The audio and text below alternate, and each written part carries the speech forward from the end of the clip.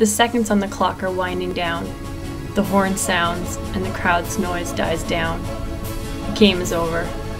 The game is lost in overtime, and not a sound can be heard other than dragging of cleats across the turf.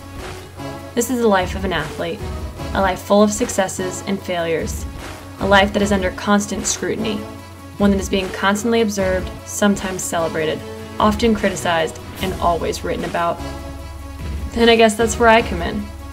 During the past semester, I was asked to step out of my athletic shoes, both figuratively and literally, while working as an intern for the UMBC Athletic Communications Department.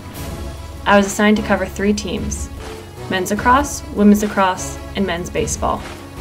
Most of my days were spent reviewing scores and stats, and then plotting ways to present them to the UMBC community. These ideas were then put into bi-weekly, sometimes tri-weekly previews and releases for the UMBC Retriever Athletic website.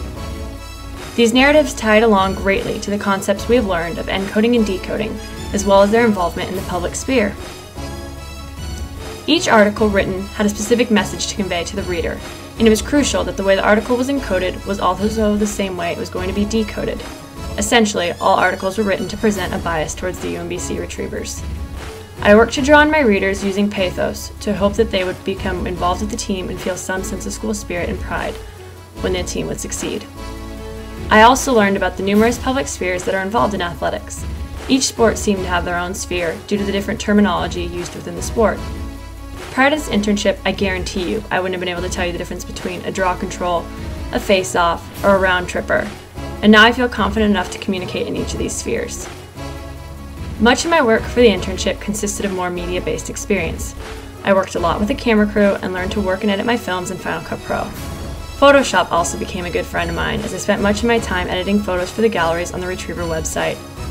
Now I'm going to say all my internship was fun and games. Not. I've still coaxed into a number of lunch deliveries and early morning deadlines, but I can say that I now feel extremely comfortable working in the field of athletic communications, and perhaps when I hang up my jersey for the last time this fall, I may have to look into pursuing a career in this field.